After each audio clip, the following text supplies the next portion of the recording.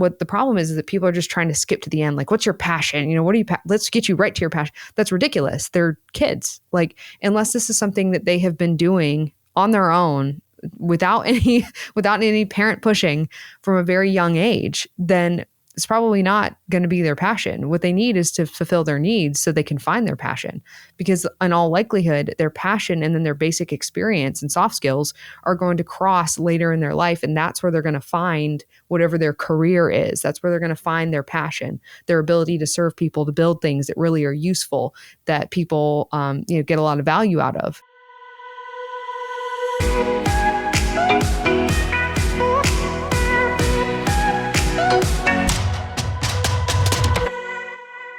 I am on a roll with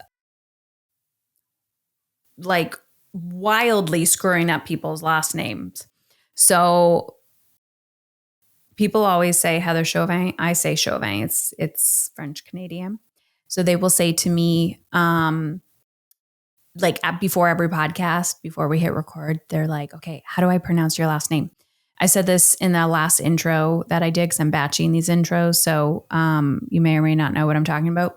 But I said I get so much anxiety by saying people's names incorrectly. And anyways, before a podcast, people were like, how do I say your name? Chauvin, da. And so I don't really care. I don't care. But today we have Hannah, okay? Hannah from degreefree.com. And we're getting into post-secondary education. And this may be a triggering topic for you, maybe a triggering podcast episode regarding post-secondary education or non-education for your kids. I'm going to probably do a longer intro for this one because this is like near and dear to my heart, raising 3 boys. The oldest has taken a very unconventional post-secondary path. And anyways, so I'm going to attempt to tell you Hannah's last name. Maruyama. Hannah Maruyama. Let's pretend that I am saying this correctly, and I sincerely apologize, Hannah. You are a magical unicorn, and I know that I probably said your name incorrectly. So Hannah Maruyama is a trailblazing educator, career strategist, and co-host of the Degree Free podcast. Okay. So you need to go run right now and listen and subscribe to Degree Free. If you are raising children, it doesn't matter if they're not even clearly near post-secondary education. This to me is a requirement because education is such a challenge and a stressor for most parents and I think the way that the world is going, it's going to rapidly change in the next 5 to 10 years. I've seen this in my 20-year career as a mother, but also in my own career journey that, wow, shit is changing fast and we need to be up on it. Okay.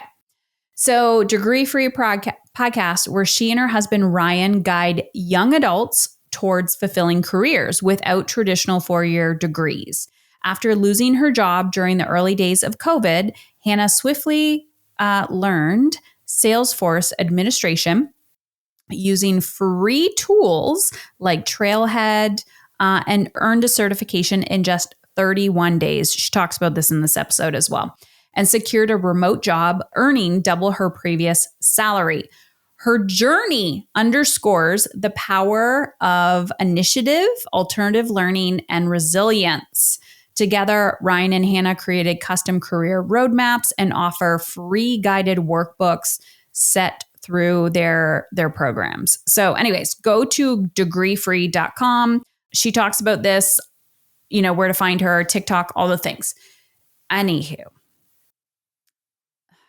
I don't even know where to begin with this episode. If you've been around the Emotionally Uncomfortable podcast for a little while, you have heard me talk about this. You've heard me talk about all the emotionally uncomfortable parenting moments that I have been raising men and having a child who, during COVID, we pulled out of traditional education, high school, and he worked full time. And I'm going to recite some of my journey and my story here just so you are up on it. But if you don't want to hear it, then just boop, boop, boop. You can fast forward to the conversation with Hannah. This is something that's near and dear to my heart because in 2020, as we were going through the pandemic, I don't even remember what grades my kids were in because that's just a traumatic time in our lives. And I don't even want to do the math right now. But my oldest always struggled with education and the system. And it was like putting a square peg in a round hole. And I knew he was going to take a different path. And he always told me because he saw how I lived. And he's like, Mom, like, you're not, doing what you went to school for. And I was like, well, I am, but I also took it to the next level. And I've educated myself non-traditionally in many, many ways post social work life. He saw that. He saw the alternative path that I've blazed and that we've blazed as a family. And so he was inspired by that. So be careful what you do as a parent because it's going to come to bite you in the ass when your kids essentially don't want to do the easy way, right? Don't want to do the conventional, traditional path. So anyways, he's thinking outside the box. And so he also has critical thinking skills and he is very people oriented. He's actually feels like the male version of me, which is also another pain in the ass when you're raising a little you because they trigger every freaking button that you have. Anywho, during COVID, I, on a serious note, got very, very scared. I saw lots of red flags for his mental and emotional well-being.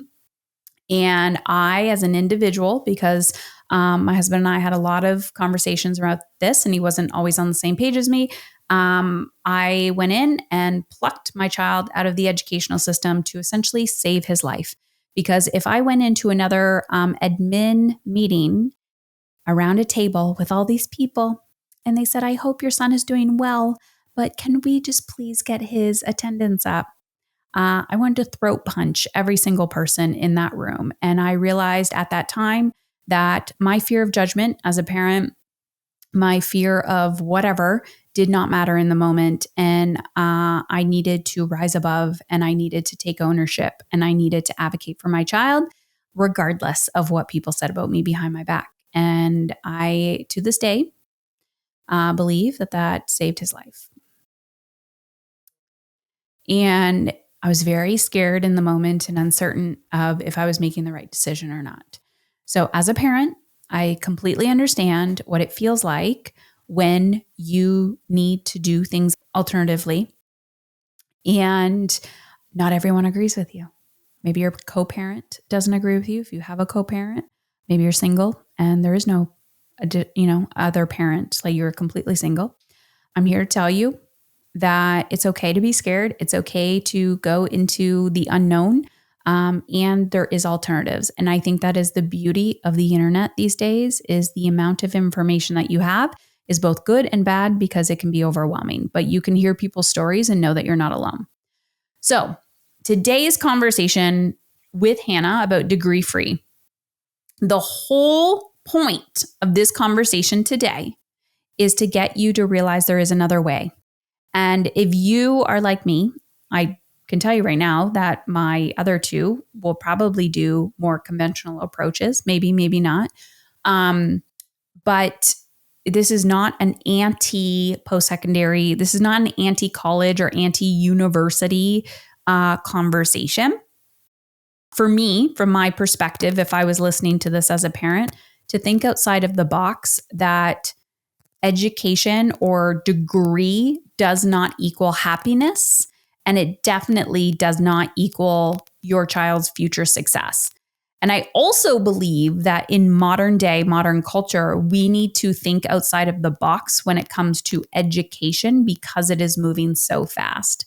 You also have the belief that as soon as the child comes out of the womb, you need to quote unquote pay or start saving for post-secondary education. I mean, the government literally, or I live in Canada, the government literally incentivize saving when your kids are young. And ironically, when your kids get older and then decide that they don't want to do post-secondary education, you just wasted your fucking time saving all that money. And then you don't get the tax refund that they told you were going to get. Anywho, all these things to say, life is moving fast. And if you do not evolve or shift or change your thinking, your way of being, your identity, how you show up in the world, you're going to struggle. It's going to be really, really hard. And my gift and my hope for you is that you find a little baby resource today and go, oh my gosh, there is another way. The conversation that Hannah and I did not have, and I kept planting seeds about it, is this is all great. Being degree free, helping your kids with a different career path, helping them make money, helping them live a lifestyle and reverse engineer that. Think of alternative education. You even hear Hannah's story at the beginning of like why she's passionate about degree free, where essentially she was homeschooled, went to college, was like, absolutely not, this is not for me. And then had to learn not alternative, but like different ways to get certified and all the things. Like it's just not what we're taught. This is so refreshing. I wish I had a podcast like Degree Free or resources like Hannah when I was my children's age, because I think it would have drastically improved my mental health, the trajectory of my life. And I really wish my parents would have advocated for my mental and emotional well-being over, quite frankly, being completely emotionally not available and saying, you're 18, good luck, boom, and then pushing you off a ledge. And then as a child, as a young adult going, I don't know what my freaking next step is. I guess it is to get educated. So therefore I will go get a whole bunch of debt.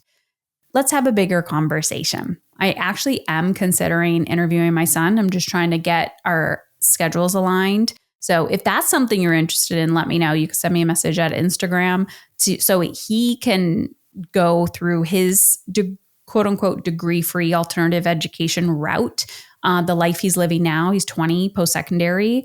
Well, there's no post-secondary, post-high school, what that looked like. I'm happy to interview him. He said he's happy to share a story with the world.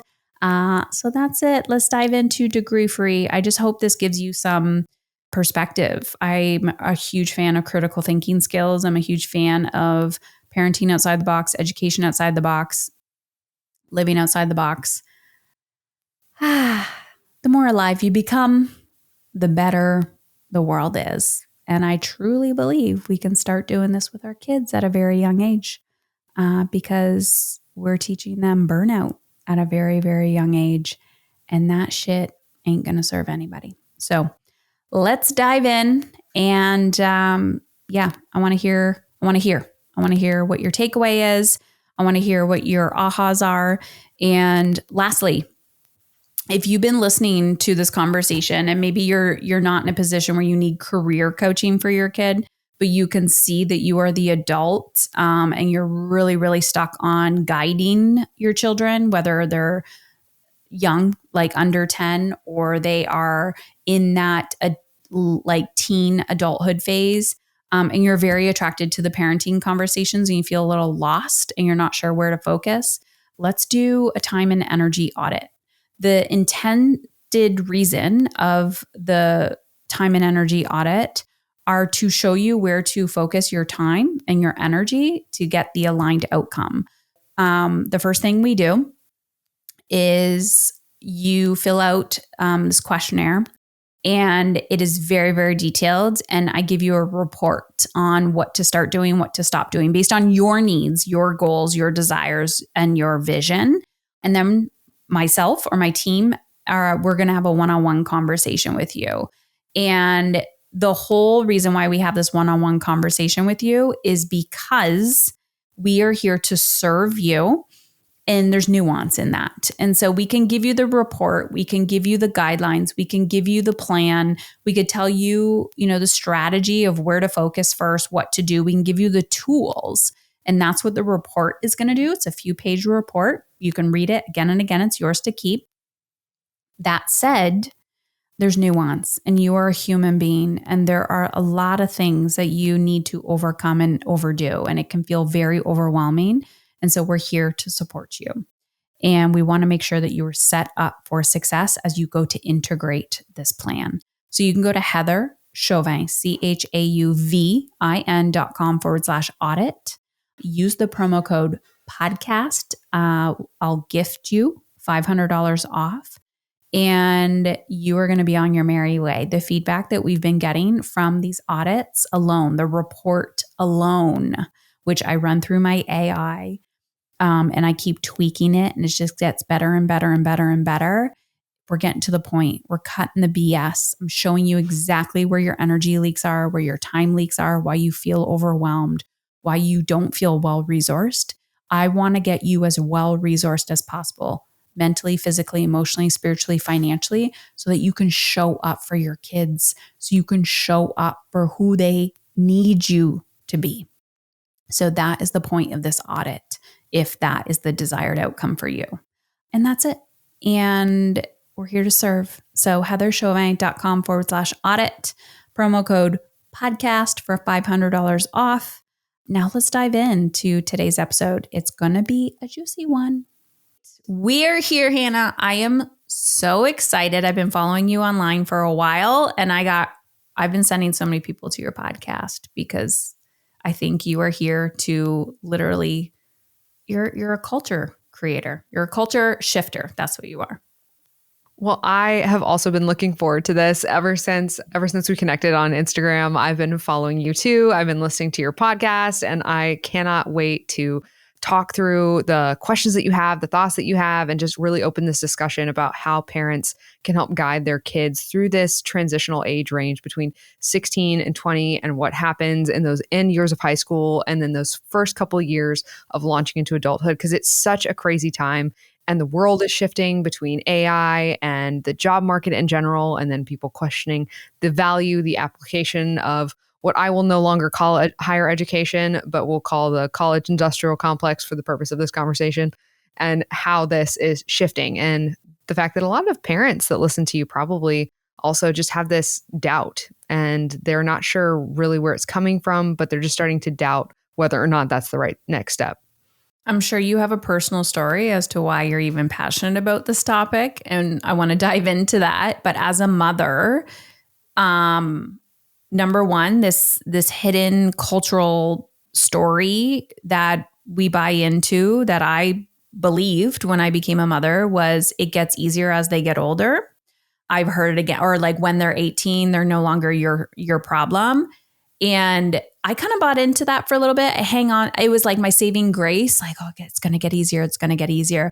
And then as my children approached, I would even call it like preteens, my oldest specifically, I was like, oh shit. I'm like, that was just the training. This is the marathon. This is what I'm really here for. And I do notice that the older they get, it's not so much of like a physical management of like, I got to keep them alive. I got to keep them fed, get them to sleep, put your socks on. It's more of a leadership game. And now I'm like, I am the guide. Like, I got to steer them in a direction, but also not be a control freak and kind of back off. So I am incredibly personally invested in your mission. But I also knew that we were going to have to take a quote unquote unconventional path when it came to post-secondary education or post-secondary life.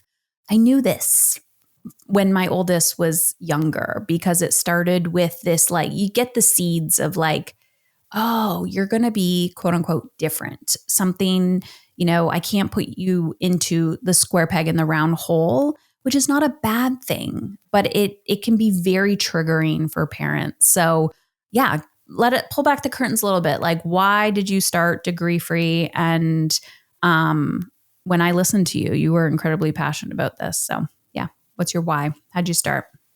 Well, my biggest, so there's quite a bit there that I want to address too before we even get into it. And this is one of the things we'll talk about is some of the myths surrounding the whole funnel, the whole conveyor belt that's designed to push your kids out of high school and directly into college. Just no matter who they are, no matter what they need, no matter what fits them, whether or not they need to be there, doesn't matter. We're just going to put them right into college because it's a good way for parents to feel that their child's got a good chance at a good future and they feel secure. And there's a little bit of oversight, but not too much. And so it's a safe place to put them is how it generally feels. But one of the big things is, while one of the things that we really miss is that, and this is something I've talked to so many people about, but it's traditional to put them into college. It's not. It's not traditional. It actually never has been. That's never been the majority of people's experiences. And so even that framing is so cultural, right? And a huge part of this is taking back the language surrounding this, because so much of it is marketing. Colleges are an $848 billion industry. There is a massive amount of money that's pushed onto parents in order to make sure that colleges control the language, even that age range, right? 18 to 22, they're college age kids. What in the world? Most young adults in the United States are not in college. They're not. And so why do we call them college age kids? That it's almost like a default box that we check that they're all college age when really they're just young adults and they're in that transitional age range. And while it's easy to label them that, it means that when they're not in college, all of a sudden something's wrong with them. It's amazing marketing. If you look at it objectively, how well they've just put these kids into one category. And then if they're no longer in it because they're no longer making that purchase decision, there's something wrong with them. They're not on a traditional path, right? They're doing something strange when in reality, they're doing what most people do, which is go into the workforce. And so that's a huge part of it that I want to just address for parents who are going, oh, my kid's not going to take this traditional path. It's not traditional. Don't feel bad. Everybody else is in the same boat as you. But for me, that's how I felt too, because my mom was a homeschool mom, and homeschoolers actually end up sending their kids to college at an even higher rate than the general population. 74% of them will send their kids into college, which is pretty wild considering they just spent 12 years, a lot of them, keeping their kids out of that system. And then they put them back into it at the highest risk financially, highest risk ideologically, highest risk morally, highest risk for their mental health. And they just put them right back into the exact system they just spent 12 years avoiding. And so that's kind of an interesting, that's another interesting lens into how well that marketing works. But my background is, my mom was a homeschool mom. It was always go to college. That's just what you do. My dad was in the military. My mom had been a nurse. And then because my dad was military, she ended up homeschooling all of us out of necessity, not necessarily for any other reason, but just the moving around dictated that we had to be homeschooled for quite a bit of our school career. And then I ended up dual enrolling in Georgia, where I'm from, in Savannah, at a local university. And when I did that, I was able to go full time to this local university. And when I got there, I was met with a very closed-minded faculty that didn't like questions, that didn't like challenges. I was not allowed to think for myself.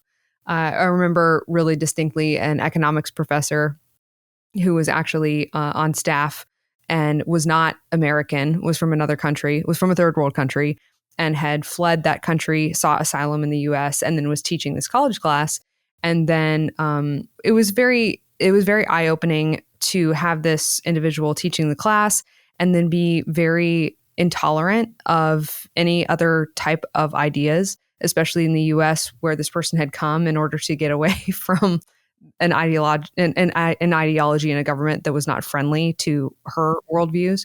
But then when I wrote opinion pieces in that class, she failed me because she didn't like my opinions. And then when I took those opinion pieces to the paper on the college campus, they ended up hiring me to write as a columnist. And so they were paying me. And I was 17 at the time. And so I was the youngest paid writer they'd ever had on the staff. Thankfully, the editor had seen that there was some merit, to my writing. Whether or not he agreed with it, I don't know. And anyway, I ended up being in college for about a year and a half, so full time. So by the time I was a high school senior, by the time I was 18, I had been able to, in a very low risk way, decide that that was not a path that was working for me. And I was also working full time as well. So I was learning a lot more just working in a restaurant than I had learned on the college campus. And I just kept going, why am I, what am I doing here? And why am I paying for, because I was paying for it. And I just went, why am I paying for this? I don't see any real future here. I was bored out of my mind. That was the other thing. I was so bored. It was unbelievable. And one day I was just sitting down to take a sociology midterm, and I just went, I don't want to be here. So I just tore the test in half and I threw it in the trash and I walked out. I have told this story before, so hopefully I don't get arrested for it, but I did steal a book from the library because I felt like I was owed some knowledge from this institution. I've paid for the book, so I'm no longer a criminal. But I took a book of Longfellow poetry from the library. You're like, I took it. I felt guilty, so I paid for it. I paid the fine. I paid to replace the book. I paid the fine, and I paid to replace the book. But yeah, so that was my college experience, and I really never looked back. I never considered going back because I just knew I had no reason to be there. There was nothing I needed it for. I was going for communications, journalism. That was my bent. And after that, I worked a series of jobs. I worked so many jobs. I worked on a dolphin boat. I worked as a deckhand. I worked as a surf instructor. I worked at restaurants. I worked at a nonprofit. I did so many things, and then ended up deciding that I ended up retooling into tech in 2020. That was a long road, obviously, from age 19 until 2020, but ended up retooling into tech.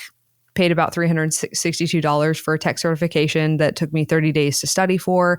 I got a remote job. I had never worked with computers before, and I'm not special. So I just studied something that was in demand. And then when I learned this in-demand skill, got this certification for this specific job, I then got into the job, and I got into it 45 days after I had started studying for it. The starting pay for that job at the time was higher than a master's degree holder makes, median master's degree holder makes in the United States. And so by just being strategic about what I needed from work, and then finding what I needed to learn, and then learning it in the most effective way possible for me at the time within the budget that I had, I was able to get to my goal very quickly. Then I went, oh, wait, is there something here? And then there was something there. I then replicated those results with friends and some family members. After I did that, I started working with adult job seekers. After I'd done that for a little while, then I asked those job seekers if they wanted help for their kids who were facing the college cliff and going, what do I do now? Do I need to go? What's the best way to do this? And the response that Ryan and I got, my husband and I got, was overwhelming. And so we started doing that. And that's how we started the launch program. And that's why I'm talking to you now. You're like, and there we are. And how long ago was that when you started working with the young adults? So we started the launch program 2 years ago, a little over 2 years ago, and we started Degree Free in 2020. So we've been running Degree Free since 2020, and then we started the launch program 2 years ago, and we've had over 100 kids come through it since then. So, what have you noticed with, like, I would say, since in the last 5 years, everyone's talking about like pre and post COVID life, but cultural shifts in education? Definitely the genuine, deserving skepticism of academia. And that's something that I saw. I talked about this recently. I talked about this on another podcast recently, but COVID exposed a lot of cracks in our society, a lot of strongholds that weren't that strong and had big old cracks in the walls. And when COVID happened, we saw our education system, and I mean K through 12, where we just went, ooh, a lot of parents saw how bad things were, how poor the curriculum was, how I think biased a lot of things were, how disengaged and really not customized a lot of the educational products that we have available currently are. And once that happened, a lot of people pulled their kids out of school. Not only did they pull their kids out of school, or they changed schools, or they just started looking at education, I think, a lot more holistically and in more in pieces. So they just started looking at, okay, your math this isn't just not working for you. And then when they went looking for other options and found them and just implemented them in their home where they could oversee the results and they saw improvements, they started to question everything. And so while that was going on at home and in K through 12 education, on the outside, people started questioning the medical system. And when people start questioning doctors, everybody else is on the chopping block. You start questioning people with medical degrees, and then you start questioning everybody else, especially college professors. And then they went, wait a minute, why am I paying you for this? How are you qualified to teach my child this? When was the last time you worked in this industry? Oh, you never did. Okay, great. That's good. I'm not going to pay $100,000 for a college degree to people who have never successfully worked in the industry they're about to send my child into, especially not with AI developing as rapidly as it is. Mm-hmm. Yep. I'm like, how long? I'm like, yes, this conversation, you and I could have forever and ever. And I'll do an intro about my story. I don't need to rehash it here. And I did tell you a little bit about before we hit record. I cannot tell you, like, I'm almost getting a little emotional because I knew deep in my bones. Well, first of all, just hearing your story, I'm like, people culturally, they would call you a rebel. Like, but those critical thinking skills and having your own thought, or I guess identity of like, wait a minute, why are we doing that? What do we need this for? Like I did that in school and I failed because of it, because it was like, you're not following the rules, Heather. If you don't follow the rules, like you don't do it the way I want you to do it, like and I just wouldn't conform. And partially, sure, label me as having learning difficulties or disabilities or whatever. But I'm like, it didn't intellectually make sense to me. And I'm like, you can't answer me. Why can't you answer me? And then being like shoved and pushed off for being a quote unquote rebel or critical thinker or stubborn. And now realizing that strength is literally why I am quote unquote successful today. And I see that in my clients when I'm trying to teach them critical thinking skills or having self-thought and going, what do you think? What works for you? Why are you doing this? Well, I just do what I'm told. And it's like, we've been conditioned to do this at such a young age through the educational system. And I actually find a lot of academically or book smart people have a very difficult time with relational skills or critical thinking and team management because they are so so book smart academia that culturally that's fine, but in the real world, it's not when you are trying to develop relationships or whatever that is. So then, I give birth to these kids, they go out into the world and I'm like, damn it, you are the male version of me. And now I not only have to deal with my own crap as a parent of being triggered, of fear of judgment, fear of insecurity, fear of failure, because you should do the box checking things, because then I look good as a parent and then I feel happy and content. But I also want to put you in a bubble and protect you, that your mental health matters, your happiness matters. And I find myself even now on the daily, I have to remind my children on a daily basis, like, if that's what you want to do, that's okay. You are enough in cultural standards to go down a different path. And so there's this push, pull, fight constantly. Yeah, I see like having a 20-year career as a mother. It is a career. I see the cultural shifts happening, especially in education. And because I hang out in the entrepreneur space and a lot of those people create their own experiences. But let's talk about this gap, because it truly is a very fear-based thing for parents of the failure to launch. Like, what are you going to do? I have a grade 11 who has 2 years left of quote unquote high school. And I'm like, I have no idea what path he's going to pick, but he's definitely not like his oldest brother. The youngest, yeah, I can see where he's going.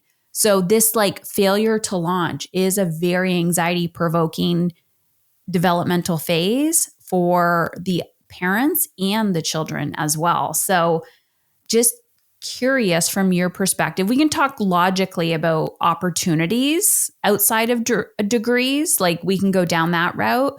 But I'm also curious your perspective of the anxiety and shame and insecurity that you see in these young adults when they're like, I know you want me to figure out my shit, and this is just as stressful for me.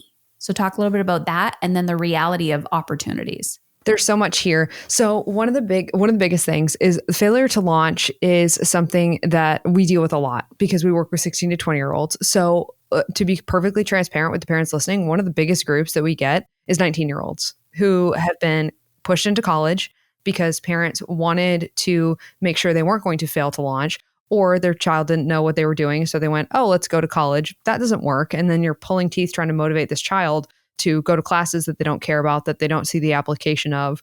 And especially if they're tangled up in the debt situation, then that's just really stressful for them as well. Um, so many parents are pushing their kids into college because they're worried that they're not going to launch if they don't go to college. But really, when you do that, all you're doing is kicking the can down the road. Then they're just going to be 24 at your house. Then they're going to be 24 in your basement. You'd much rather have a 19-year-old that's still living at home than having a 24-year-old who's still living at home. Because every single year after college that takes longer and longer, that child is crystallized. And that's why, to be perfectly honest, we don't work with anybody over 20 because we did. And it's really difficult to change that mindset. It's really difficult to fix that. And especially with college graduates or college students who are over a specific age, it's really difficult to have them unlearn that. But also their self-confidence is so damaged because they went through this whole thing and then they went, okay, now what? Now what? And nobody will hire me and have all this debt. And I don't even want to do this anymore because now I'm actually 22, 23, 24. And it doesn't I didn't want to do that, or I wasn't sure that was right. Or now I actually got into the job and I hate it. And it's actually way harder to fix that at that older age. And we get messages from people all the time about that. And it's a difficult problem to solve. And the best way to solve it is to not do that.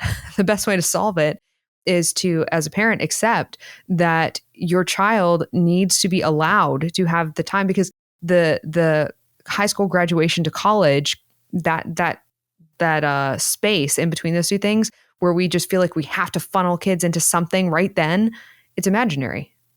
It doesn't exist. It's not real. It's literally not real.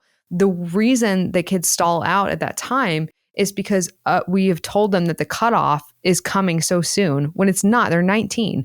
So one of the things I see is so often is around like 18, 19, even actually 17, 18, 19, when high schools give kids career advice, they're basing what they will be on their high school strengths, personalities, interests, which is a wild, insane, crazy thing to do because those are going to change so drastically in the next few years as they actually get out into the world, as they actually work, as they actually learn who they are. And it's so interesting because we allow kids who are 18, 18-year-olds to say, okay, I'm going to become a doctor.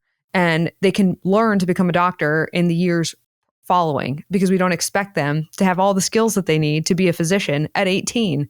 But other kids will say, oh, you're not really good at this now, so this is probably what you should do. That's ridiculous. That's a ridiculous thing to do. Why do some 18-year-olds have the potential to learn anything and other 18-year-olds don't have the potential to learn anything? And then we just decide who falls into these boxes at this arbitrary 18-year-old cutoff. It's ridiculous. It's ridiculous.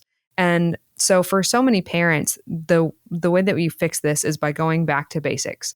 And the first thing you have to ask yourself is, why are we doing this? Why are we doing it? Why are we doing this? You have to go to college. Why? Why are they doing that?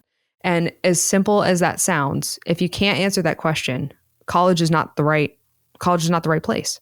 It's not the right place. It's not the right time. And what's nice about that is that a college is a business. Actually, they're hedge funds, but we'll get into that later in the episode if we have time. Like functionally, that's what they are.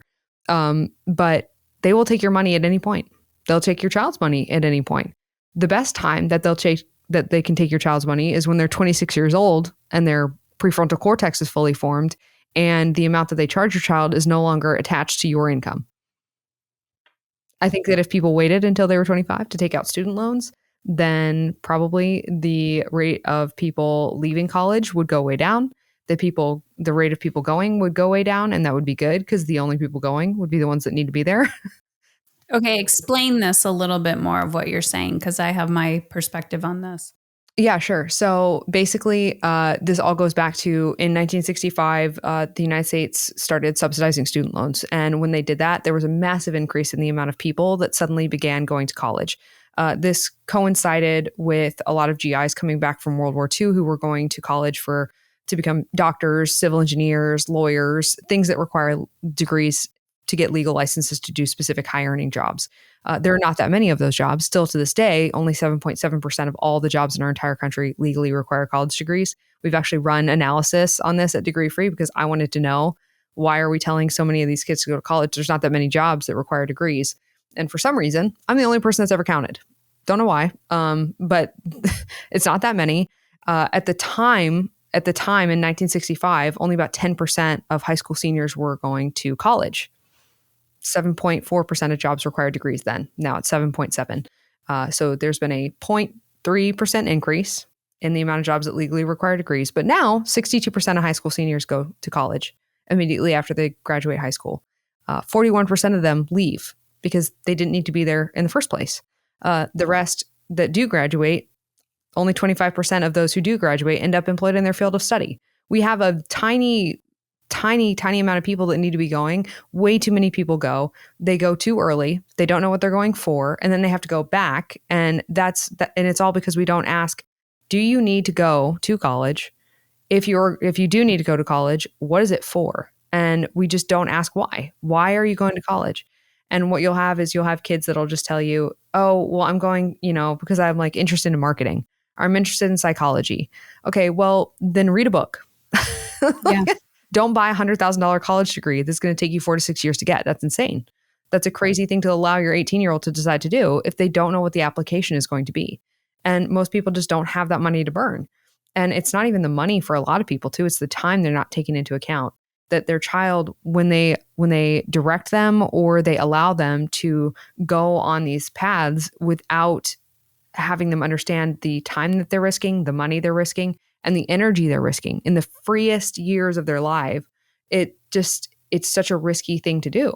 And it's because we just don't ask really basic questions at the beginning. We treat college like a foregone conclusion because colleges have such a stranglehold on success. People think that it's colleges that are the reason for success, when in reality, colleges are just betting. Think about who colleges accept. I mean, think about the demographic that they accept. And when I say demographic, I mean socioeconomic. They accept kids from higher socioeconomic brackets. They filter for them. And then they say, oh, look at how good these kids' lives turn out. When in reality, it has nothing to do with the college. It has everything to do with the 18 years prior to the college accepting this child that has to do with why the child is successful. And that's why when kids don't go, they still experience similar life outcomes because it had nothing to do with the college. It had everything to do with the 18 years prior in their life, that the way their parents raised them and how they taught them. Or what they would consider quote unquote soft skills and those leadership life skills of like, yeah, you can have a degree and still not be quote unquote successul. Mm-hmm. There's something that you said, and I know I live in Canada and I know Canada and the States is very, very different when it comes to, I wouldn't even say the whole student loan thing because we're very similar in the sense of that. Mm-hmm. But I think your education is way more than ours. But yes, that said, I'm like so grateful that I was this little sneaky rebel critical thinker. But in school, I did not take what we call university or college credits. Mm-hmm. That's what we say, college and then university, where I think when I'm hearing Americans talk about university, they call it college as well. So it's a little bit different types of school, blah, blah, blah. Mm-hmm. Anyways, there's different credits. And if you didn't take university credits, you couldn't go to a university. Okay. Mm-hmm. So I never took university credits. And guess who got into university? Oh, you. Me. And it doesn't matter. Because it doesn't matter. Because no one cares. No one cares. And I waited a year and I applied and they were like, you got in. And I was like, oh my gosh, this is the biggest lie that I have been told, that I need to hustle and cry in fetal position, that I wasn't good enough in high school, when the reality was no one gave a shit. And I applied as a quote unquote mature student status. I'm just like, after that, my kids know this and they're like, Mom, why would I try? And I was like, yeah, why? It's so the problem with questioning college is it's kind of a gateway I'm sure drug. A lot of parents just heard that and they're like, WTF? Because I did not know this until I was the student applying. Sure. And I was mind blown. No one heard of that. It's that way in the US as well, in that if you leave for a year or two, all of a sudden your GPA doesn't matter. So parents are killing their kids, killing them. these Yep. ridiculous AP courses that have just killing them for, you got to have a 4.0, you got to do the 5.0. That's a crazy thing that exists too, that they're doing now. But they're just, you got to get this GPA. And it's so wild to me because, what parents don't see that I do is the other side of the equation. It's after they graduate high school, it literally does not matter. It's like shocking and also sad how little it matters. And so you have these parents who are just so obsessed with getting their kids into, having their kids get a 4.0 so that they can get into these schools. And I'm not even talking about I'm not even talking about the Ivy League schools. I'm talking about other schools that are not Ivy League. And I think that someone could make a shaky argument, but could make an argument that your network at an Ivy League school, if your professors are, and I think that's if your professors are in business, if they are in technology, and if they are currently still angel investors or on the boards of companies, that could be a useful tool for someone who is not in this top 1% of socioeconomic status to get in and have network. I think that someone could make an argument for that if the price was low enough. I think that argument could be made. That's a very tiny percentage of a tiny percentage. So let's take all those people off the board. Now we're looking at people who are just murdering their kids, trying to get their test scores up, trying to get their GPA a certain thing, and just doing all of this work. And their kids are so tired and they're burned out. And it's so crazy how when I'll talk about how your kids don't know that many jobs, and I'll get comments on Instagram or on TikTok that say, oh, well, my child's not going to do that. My child wants to be a lawyer. Okay. All right. Sure. Your child wants to be a lawyer. That's because your child doesn't want to be a nurse, doesn't want to be a doctor, doesn't want to be an engineer, and they can write well or they're argumentative. Just funnel them into law school, and now their parents are just killing them so they can get into a good undergrad program so they can start pre-law, so they can go to law school, so that they can ultimately graduate with $250,000 of student debt and take a $70,000 a year job that works them 80 hours a week. And it's just wild because that's the end result. And these people just don't realize that all of this, it's like a waterfall effect that happens when you don't ask the right questions at the beginning. And all parents have to do is help their kids figure out how they want to live. Don't worry about anything else right now. Just figure out how they want to live. If they don't want to work 80 hours a week just because they like to argue, that's not going to sustain them in a law career. That they picked at 18. That's insane. It's a crazy thing to do. And the fallout is wild. People are so unhappy. They feel trapped in their jobs. The only way that these kids know how to change jobs afterwards is to go back into master's degree programs that cost even more money because they don't know how to think dynamically about work. They don't know how to find opportunities. And they think the only way to do anything is to pay for college degrees before they even try stuff. And we've scared them so much that we've told them you can't even attempt anything. You have to buy a degree before you try anything. Whereas if parents just knew, okay, what does my child want? Okay, this is where they want to live and do their life. This is how much money they want to make. This is how much, this is the type of schedule that's going to work for them. This is the type of people they want to work around, or the type of work environment they want to have, where there's some variety in their day, or they work around a creative team, or they're outside sometimes. Like, doesn't matter what it is. And then you help them figure out what jobs fit that criteria, just objectively. What criteria? And you just take those 4, we call them the degree-free 4. You take those criteria out, and a lot of your listeners will probably notice those very similarly mirror Maslow's hierarchy of needs. And so you go out and then you figure out what careers fit their needs first. And then you pick by interest. And then you pick by passion. And then you pick by talent. And then you pick by strength. You don't just take some high school personality test. You don't just, that's one of the things I see so often too. Parents will pick by grades or they'll pick by personality. And then they'll have their child pick a college degree path based on their personality or based on their grades. That's crazy. You're going to get kids that are always funneled into like really high stress jobs. Sometimes the high stress jobs don't even pay that well, and they're not ultimately going to make the child very happy. And sometimes they won't even pay back the loans that they took out to get them. And it's like, oh, well, you're good at math and you have a 4.0. So, go be a mechanical engineer, go be a chemical engineer. It happens all the time. And then same thing with medical degrees, same thing with, psychology. I see that a lot. Nursing is another one. Teaching is another one. But it's just because we're not asking the right questions at the beginning. And if kids don't have all this debt on their back, they can be a lot more free in the choices that they make. And that's something that you were talking about before we got on with your son. The gift that you've given him that is invaluable is just not putting the debt on his back. He can make any decisions that he wants because he's not in debt. And debt will dictate your decisions. And that's something that a lot of people they're just not factoring into their decisions with their kids. They're not thinking about, oh, well, if my child has 80 grand of student loans, they're going to have to do X, Y, Z in order to pay off those loans. So they won't be able to choose where they live. They'll have to go wherever the work is. And now that work's in a high cost of living area and they can't afford to live there, but they can't afford not to live there. And now if they try to change their job, they are not free to do so because they have to work in the job that they picked because they have to pay off their loan. It just limits people's options. And you have these kids that are handcuffed and they're 22 years old.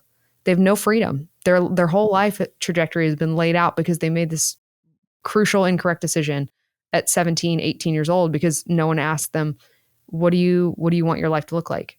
Do you need to go to college for your life to look like that? Is that the best course of action? And do you even need to do it to get where you need to go? There's a lot in here. And I can also hear parents, as I'm sure they say to you, is like, and I've heard you say this too, like education is not bad. Like you're not being like, nobody should ever go to school. And it's just, you're getting people to think differently. Like I went to university, got a BSW, bachelor's in social work. And to be radically honest with you, I'm grateful that I did that. But also the education and the teaching, like what I got from university, because I never thought I could go to university, was confidence, because I was not, like I really had to stretch for it. I met some amazing people, but the real life learning was when I got the job and then realized, oh shit, like I'm going to be in debt forever with this job. And I can't do this for 30 years, nor do I want to do this for 30 years. And then of course, that's when I had to figure about business and entrepreneurship. And I definitely did not go and get another degree to learn about business. I hired mentors. I took messy, massive action, cried in fetal position a lot, and realized, oh, I have to invest in me as a human in order to be quote unquote successful. And I'm seeing that now with a lot of, the middle-aged adults that I work with, and they're trying to support their kids, but they're also doing that I'm not going to call it midlife crisis, but a lot of career transition of the wake-up call of crap. Like I did everything right. I checked the box. Like I was a good girl. Why am I here? And it's like, because you kind of what you just said of like, you want this lifestyle, but you're not making the income to live that lifestyle. You're living above your means or blah, blah, blah. Now, the other thing is you're talking about, I hear you say this, ask your kids what they want to do. That's still a very overwhelming question to ask. Like when I ask my kids that, like, what do you want to do when they're older? What brings you joy? I am observing my children of like what I think their real strengths are. And I know they still wouldn't be able to answer those questions, but I'm not just gonna, I'm having these questions, but I, as a parent, it is nice to be like, I don't know what to do with you. Let's just give you some education and figure it out. So I can see both sides where it's exhausting to solve all these problems outside of the box. We do truly want somebody to take away this decision fatigue that we have and go, my kid doesn't know who I am. I don't know who I am. I'm still figuring that out as an adult. And so what do you say to that when, I'm going to talk about my middle one. My oldest is on a path, no idea where the future is going to take him. And that's A-okay because he seems healthy. And I see a little trendy reel going around where it's like something about, people ask if my son is a doctor and no one asks me if my son's happy. And nobody does. They don't ask you like, how are your kids doing? What are they passionate about? They're always like, what school do they go to? Mm-hmm. And I have this little pit in my stomach when I'm like, you're asking the wrong fucking question. Like that is so outdated. Stop asking those questions of like, what's the status? What's the education? And let's talk about the real shit. How are you okay? Are you happy? Is everything okay? Because I'm over here crying in fetal position, wondering if I'm doing a good enough job, not what Ivy League school I can get them into. Great, do it. but what is the quality of life behind the education? So where do I start now that I see my middle one who's 15 going to be 16, and I'm like, are you post-secondary? Are you not? Which direction do you go in? That's the question I have for you today. So the only question you never ask your kids is, what do you want to do? Perfect. I'll never ask them that question. Yeah, it's because who knows the answer to that question? Do you know? I don't know. No, I'm still trying to figure it out. It changes every day, every season. I'm like, now I want to do this. Now I want to do this. And the runner-up is, what do you want to be? Yeah. They don't know. They have no idea.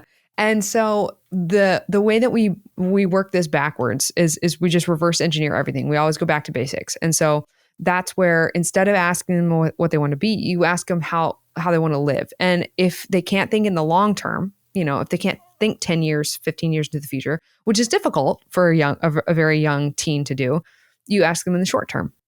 When you're 18, like, where do you want to live? When you're 18, how much do you think you need to make to live, to do the things you want, to feed your 3D printer, to hang out with your friends, to move out if you want to take a trip to Japan, to do XYZ, to build your gaming PC, or get audio equipment to start mixing, to do anything, to do whatever they want. If they have entrepreneurial ambitions, like, how much money do you think you need to start your HVAC business? How much money do you need to start your video game company? How much do you need? How much do you think you need to make in order to bankroll yourself while you do that? And having to ask them those things. The things that are a lot easier for them to picture are physical. So like, location's a really good one to start with, because that by itself, if they have a fixed location that they really want to live and build their life in, that can dictate how much they're going to need in order to support themselves. And so it's not like you have to do all this complicated math. Like, okay, well, we live in Orange County, California, and not me specifically, but I'm thinking of a young man who I worked with who said, I live in Orange County, California. In the last 15 years, it's gotten very expensive, but my whole family's here. I want to stay here. I want to build a life here. And that was his top thing that he needed. And so we went, okay, well, let's reverse engineer this. How much do you need to make? It's a lot, So now we're looking at careers that will enable him to stay there. We're looking at different business opportunities that maybe his family can leverage, that they can help him get into, that will help him get there. But in order to live where he wanted to live and build a life where he wanted to live and have a family, which he did want to have, he's going to have to make a lot of money. It's just how it is. If you live in the Midwest, I had another girl I worked with who had a paid off mobile home, didn't want to have kids, like, had decided that was just not something that she wanted in life. She's a little bit older, 17. But just went, I don't think I want to have kids. Like, I think I'm good on that. That's something I feel really strongly about. And she went, so I have a paid off home to live in, and I don't want to have kids, and I want to travel a couple times a year regionally. Okay, you have a totally different, now you can do pretty much anything you want, because you don't need to make a certain income, right? Now you can just look for, okay, well, what kind of work environment, what kind of schedule works for you? Because your income and your location's already fixed. Your income doesn't have to be that high, because you just don't need, your goals don't dictate it, that it has to be a certain amount. And so because of that, she was able to find something really cool, and then she ended up deciding she was going to be a tailor, a custom tailor. And that's fine, because she didn't need that much income. And honestly, that still leads to something that can be a 6-figure a year job. A lot of really good tailors nowadays book out a year and a half, and they do really well, and they're very happy with their work. And so for her, that was a great fit.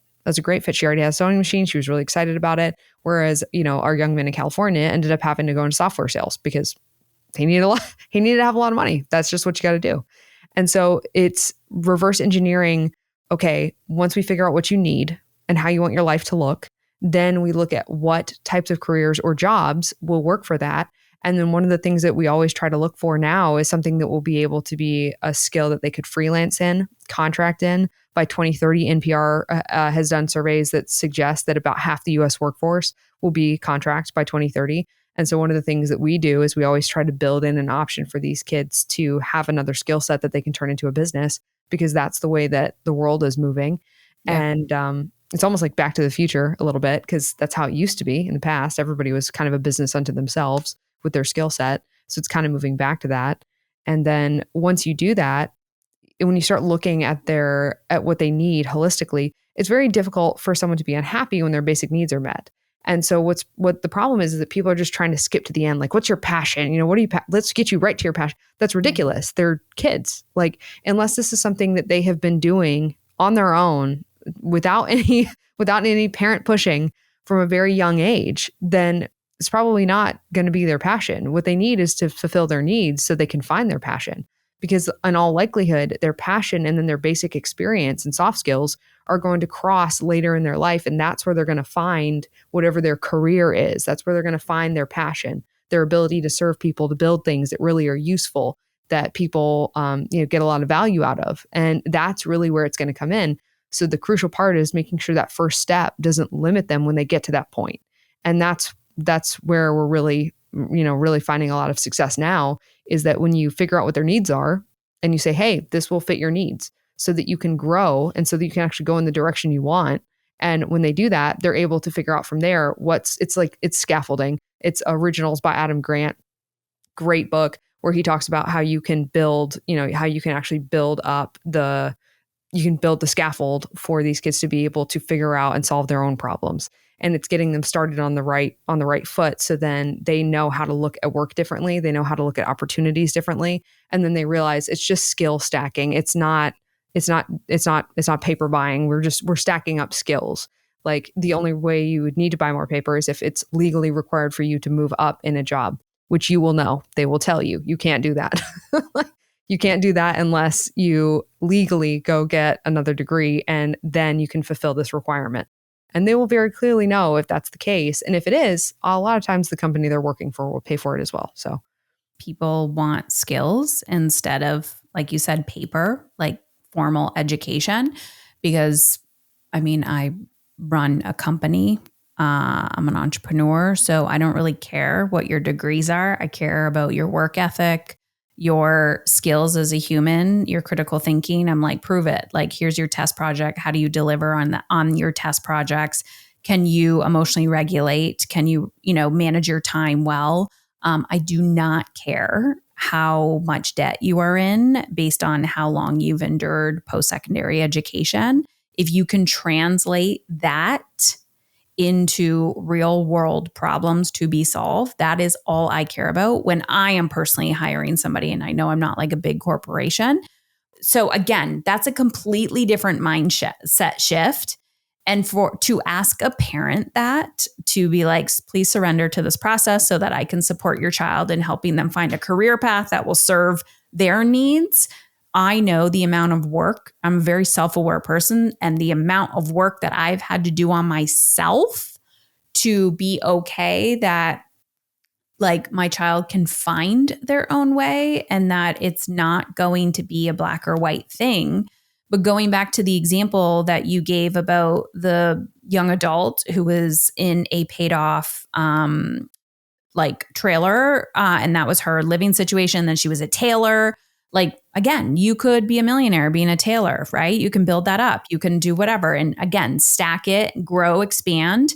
But on the outside, someone would be like, oh my gosh, you're not going to be successful. But the measure of success has nothing to do with, quote unquote, like, your skill. It is your determination, your grit, your, like, the stuff that's inside of you that you cannot buy on a piece of paper or education. And so shoving that, this is what I'm walking away with, is like shoving that down a young adult's throat to be like, you won't be successful unless you go, quote unquote, into massive amounts of debt. Or regardless, let's say someone pays for your education, post-secondary education, like, that is not the true measure of success.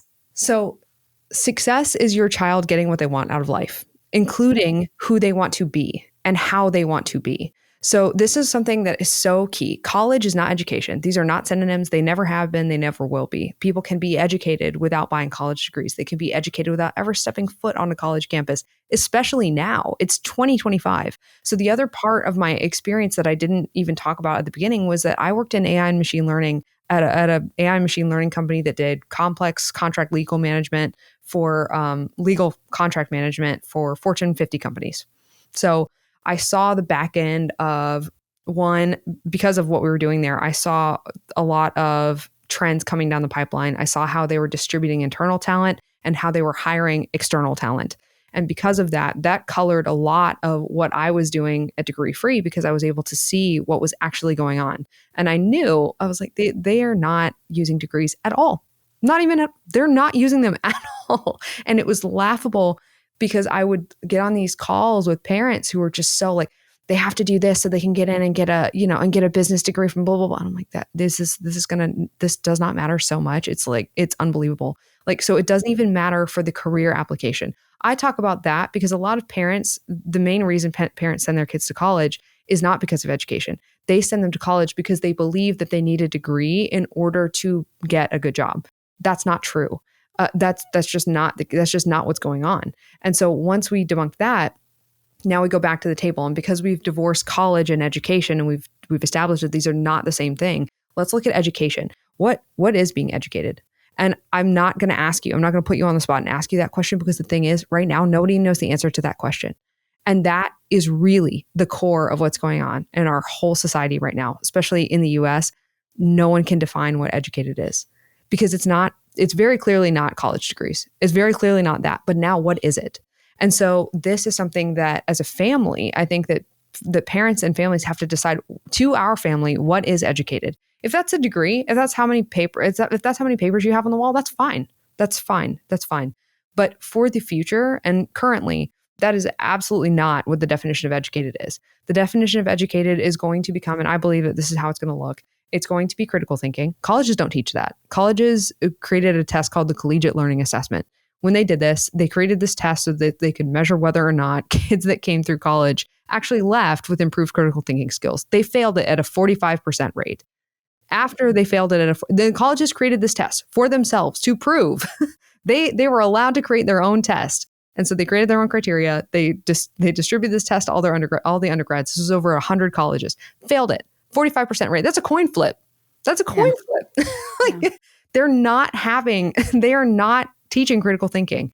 And just so people understand how simple this test was, it was to measure whether or not these kids could understand the criteria and the terms for a credit card brochure. Like they did not have the critical thinking, the linear thinking skills to be able to understand this. You want your child to be educated in 2025? Chess, public speaking, language. That's it. That to me is an educated individual. If you want to add in some really fun stuff, you get them to learn some sort of music, like singing, piano, and I'm talking about this because I recently have spoken at a few different homeschool conferences. And this is really what's coming up is what is an educated individual in 2025? And no one can define it. And so whoever ends up defining that is going to win this battle. And I believe that in our family, the definition of educated is you have some sort of musical skill. You speak some other language. Doesn't matter. We all speak English. So you speak another language. You can do basic math, ideally up to like algebra, that's fine. But really what we're looking for is more business and life application math.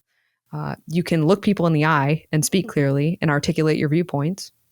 Pretty good. Bonus points if you can talk in front of a room full of 10 people or more. Right. Yeah. And then strategic thinking, which can be taught through chess. Chess is free. You learn, if you want your kids can read, reading, we need to go back to reading, writing, arithmetic, in my opinion. And so now, once we've established that you come up with your definition of what educated is, what well-rounded is in your household, once your child has established whatever that is to your threshold that you want for your family, now that you've established that, what is success? Success is them, once they've become a well-rounded individual, which can happen in your household under your tutelage, like, now what is success? And so now that's why I talk about career stuff a lot, is because anybody can be educated. There's no gate around this anymore. There's no paywall. Before there was a paywall because colleges and universities had information. They had things that other people don't have. They don't have that anymore. It's not real. That they don't physically own the information. And because they don't own the information or the distribution, and in fact, they're not even as good at developing information or distributing it or even teaching it, they don't win anymore. They've lost. And now what we're just going to watch is like a slow decline and rot, because the type of people that tend to be attracted to teaching in that environment are just not people who are the best at what they do. And that's, I think, why we're also seeing a lot of parents just go, oh, this isn't, I'm not sure what I'm paying for. Like, is it education? Is it job training? And it's kind of trying to be both, but it's also neither at the same time. And that's probably why it's failing at both. I think eventually the colleges are going to realize that, and they're either going to shift one of two ways, because right now there's hundreds of colleges that are going to close over the next few years in the United States. There's a lot of them that are in really bad shape. And they're either going to have to go back to the pure education model where they just teach really niche, they teach philosophy, they teach, they teach literature at a very deep level. They teach, history. They just teach, in-depth humanity subjects. And that's fine. That's fine. That's great. That's for people that want and have the money to responsibly go learn these things. The rest of it is going to be education-based, like job-based, career-based. It's all going to be that. But right now, they're just failing at both of those things in a spectacular way. And their tuition goes up every 9 years. It doubles every 9 years. And they don't double their value every 9 years. They just charge more. And I think that the people who are really going to be disproportionately impacted by this in a negative way are going to be people who haven't yet realized that this rat race of trying to groom their kids to have 4.0 GPAs and get into specific colleges when they graduate are not going to be happy. And they're also just not going to be employable. And we're seeing that in the market right now. College graduates cannot get jobs. And it's because the colleges aren't teaching them or training them or equipping them for the workforce. So employers are not hiring them and they're firing them at an extremely high rate. And so until parents figure out in their household what they're optimizing for, the outcome's just not going to be very good. If your child's going to go, they need to know what they're trying to get, where they're trying to get. And then if a degree is necessary, that way you're never having to motivate them. They know what they're trying to, they know that whatever career they're trying to go into college for requires them to get a degree, and they will go get that degree, and then they will leave and they will go get that job. And I think that even if they do that, they still might not be educated. And so you have to decide, like, how do you want to equip them to be educated up to your family standard on the outside of that as well? Yeah. Damn. There's so much in here, and we're going to bring people back to you, like where they can find more of you. And I'm going to do like a debrief on all of this, because even just as a parent, like so much is coming up in the sense of like, I am totally on your like camp, like I'm your camp. But I can honestly say I'm only that because I was that child. So I can empathize with my own personal experience. And then, of course, seeing my children kind of follow suit. But even the challenge of creating psychological safety for your children to communicate a path that you will not have any idea about, because I don't know what the hell my kids are talking about most of the time because of technology and how fast it moves. Yep. And then, of course, another thing that's coming up for me is co-parenting, or like when the other parent have completely different views, or like all of that, which is a whole other can of worms. And it's like, can you just create that psychological safety and be that like, one caring adult that your child has, where they could be like, I don't want to do this, or, I'm doing this to please you, or I'm freaking lost, or, this is what I need and crave. And I just don't think anyone's path is right or wrong. And on this podcast, I'm always just trying to get people to critically think. It's not here to start a debate. It's like, oh, that's a refreshing approach. That's a different conversation to have. And so it's more about curiosity rather than, than needing to be heard and going, oh, maybe that's why I feel like this. Maybe that's why my child's struggling. And also, you're not alone. And I think that's the conversation I want people to walk away with too, is you are not alone. And if you are struggling or feel lost as a parent, or your child feels lost, or your young adult feels lost, like, you are not alone. There's a movement for a reason. So, Hannah, let's get people back to you, degree-free, all the things, what you're up to, where they can learn more about you, and if they want more of you. Sure. Degreefree.com is our website. You can find us at degreefree on Instagram, at degreefree on TikTok. Full disclosure, I'm a little spicy on TikTok. Are you spicier on TikTok than That Instagram? is, I don't think you're that uh, spicy. yeah, I have actually Degree Free. I originally started posting on TikTok. I wasn't on Instagram until more recently, and Mhm. so we have a pretty most of our audience is actually on TikTok.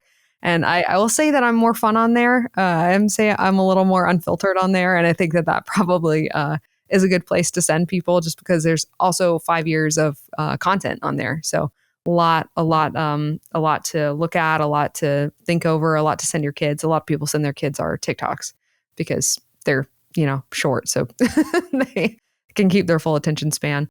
And then degreefree.com/launch is our program. So a lot of what we do, where I was talking about reverse engineering, everything that I'm talking about has come through the development of this launch program that we do. It's been 2 years that we've been building this. We've put well over 100 kids through it all over the country.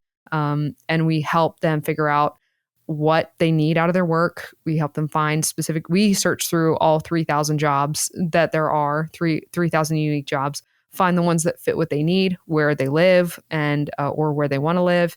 And then we help them figure out which ones fit the most closely based on interest at that point. And then we help them figure out what skills, licenses, certifications they need. And then educational planning, like career and educational planning, which is, what do you need to learn? How are you going to learn it? How much does it cost? What's the timeline here? What's the level of effort? And then we walk the parents and the kids through everything that they need to do, all the application, everything. And then give them a checklist, like, all right, tomorrow you're doing this. And we put them, on a clear path. And and so that's the program that we do for parents. And if this sounds like an overwhelming process, we get that, because we do it for people so that they just do the fun part, which is decide and discuss. And and then our podcast, we've been running that for going on 5 years now. And that's degreefree.com/podcast. We're on YouTube as well, at Degree Free, and you can follow us there. Love it. Thank you for having The me world, I'm like blown away. The world is just literally changing so fast, so rapidly. And as parents, we are just trying to keep up and stay sane. And, I'm all about thriving. I'm like, listen, there's cultural conversations. And I think if anyone's listening to this podcast, they want to opt out of cultural conversations. So you're definitely in the right place. And Hannah, I just want to say thank you. And also thank you for having the courage to speak up and speak out, because it can be very triggering blazing your own path when people, you're really going against the grain of a well-oiled machine. So thank you for having the courage to just chronically show up. Thank you. I appreciate that. It was really nice to talk to you.